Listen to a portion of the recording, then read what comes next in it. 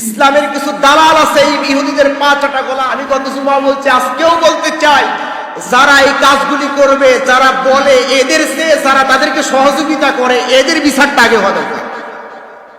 মুখে দাড়ি, মাথায় টুপি, গায়ে পাঞ্জাবি, আর নবীকে নিয়ে ইসলামকে নিয়ে কথা বললো, তুমি আবার পালানোর জন্য সহযোগিতা করলা, তুমি কি কিসের মুসলমান? আবার কয় আমি অমুক করি, সে তুমুক করি, আমি অমুকের নেতা, আমি অমুকের তুমুক করি। এত তুমুক আর অমুক দেখার সময় নাই। ইসলামের বিরুদ্ধে নিজের বাবা গেলেও কথা বলা লাগে। এই জন্য আসুন, আমরা সকলেই আল্লাহ এবং রসুলকে নিজের জীবনের চেয়ে বেশি ভালোবাসি না কম ভালোবাসি? কথা বলেন। কোন শিক্ষা প্রতিষ্ঠানের টিচার নবীকে নিয়ে ব্যঙ্গ করে, আল্লাহকে নিয়ে বাজে প্রশ্ন করে, এই শিক্ষা প্রতিষ্ঠানগুলিকে আগে বন্ধ করা দরকার। কথা বলেন না কেন? আগে সন্তান কোথায় পড়াবেন এই সিদ্ধান্তটা আগে নেন। যেখানে ইসলামের বিরুদ্ধে কথা হয়, কোরআনের বিরুদ্ধে কথা হয়, আর সেই জায়গায় সন্তানকে পাঠায়া আপনি তাদেরকে সহযোগিতা করলেন ইসলামের বিরুদ্ধে কথা বলার মতো, আপনি সেখানে দায়ী থাকবেন। কথা বলেন, কথা ঠিক কিনা? এজন্য আসুন, আমরা সকলেই শিক্ষা প্রতিষ্ঠানগুলিতে একটু নজর দিব, কোন জায়গায় ইসলামের বিরুদ্ধে কথা হয় তাদের মোকাবেলা করার দরকার আছে না নাই? কথা বলেন, আছে না নাই? এটা যেখানেই হোক, এই মালাউনের বাচ্চারা কি যে পাইল, তাদের সাথে আমরা ভালো আচরণ করি। আমরা চাই তারা যেমন ভারতের মুসলমানদেরকে শান্তিতে থাকতে দেয় নাই, নির্যাতনার জুলুম আর ইস্তিমরার চালিয়েছে, আমার দেশে একজন হিন্দুর গায়েও আমরা কিন্তু হাত দেইনি।